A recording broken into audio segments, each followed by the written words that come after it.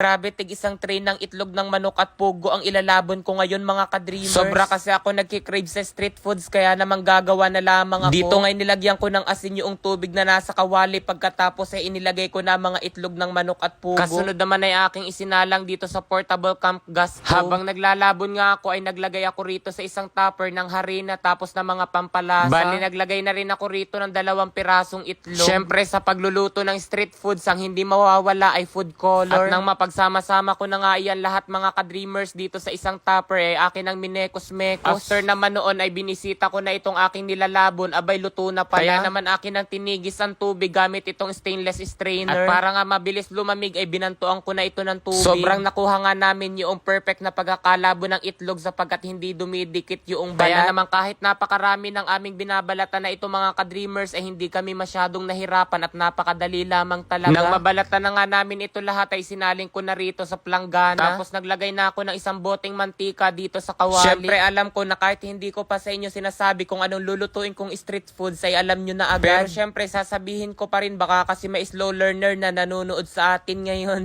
Kayo ba mga ka-dreamers ano yung paborito nyo sa lahat ng street foods? Ako kasi ang isa sa pinaka nagugustuhan ko talaga sa street foods ay itong kwek-kwek. Lalo na kapag isinausaw sa suka na medyo matamis tapos mahalang. Ay talagang kapag nakakakain ako ng ganire ay nalilimutan ko kung sino ba talaga ako. Habang nagpiprito ako ng itlog ng manok, ito namang itlog ng pugo ang aking ikinote ng harina. Ang pugo na kumakatawan sa puso kong go lang palagi sa'yo. Charot! So yan mga ka-dreamers, naluto ko na nga pala itong isang planggana na kwek-kwek. Pinagsamang itlog ng manok at itlog ng pugo. Kaya naman ngayon, susubukan ko kung kaya ko nga ba itong kainin lahat. Diba? Diba? So yan.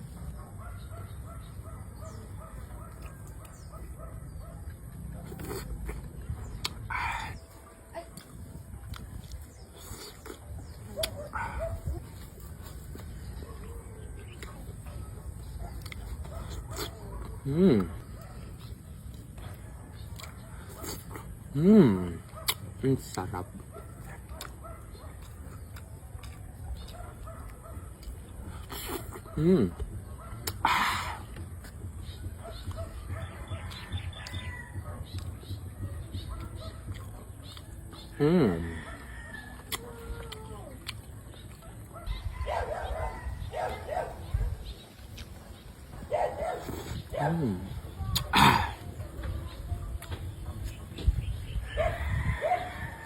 Sarap.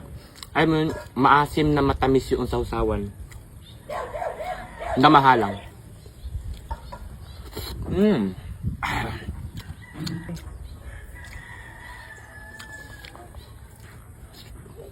Ang sarap.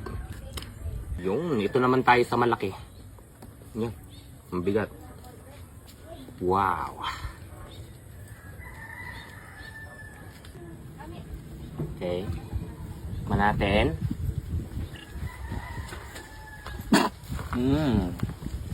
Sasubuan. Suka.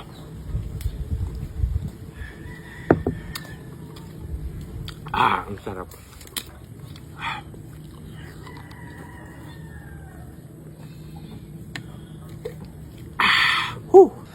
Oh, 49,500. I won 83,100. Ngayon mga ka-dreamers, tuturuan ko kayo kung paano kumita ng napakalaki rito kay PH Pasay. Nasa comment section lang ang link para mag-register at mag-deposit. Huwag nyo kalimutan mag-screenshot sapagkat mamimigay ako ngayon sa GCash. So yan, maglaro ako ngayon dito kay Super Ace. Play! Ito yung pinakamaganda scatter agad sapagkat may 10 spins siya mga ka-dreamers. 400 na agad oh. O yan yung scatter na sinasabi ko. Napakaganda niyan dito kay PH Pasay. Play! 800 agad. Oh, 1, 2. 1, 2. 1, 2. 1, 2. 4,000. 2, 4. 1, 2. 2, 4. Oh, 49,500. 5,000. 10,000. 1,000. Grabe! Tingnan niyo mga ka-dreamers. Look at this. I won 83,100 ang akin lang tinaya, 200 pesos. Oh, di ba napakadali lamang talaga kumita rito kay PH Pasay, kaya kung nais nyo rin kumita mga ka-dreamers, nasa comment section lang ang link para mag-register at mag-deposit. Huwag kalimutan mag-screenshot at ilagay sa comment section sapagkat mamimigay ako sapagkat nanalo nga ako. Ang daming sapagkat pero dahil ako'y tuwang-tuwa, mag-register at mag-deposit na kayo. Yun lang.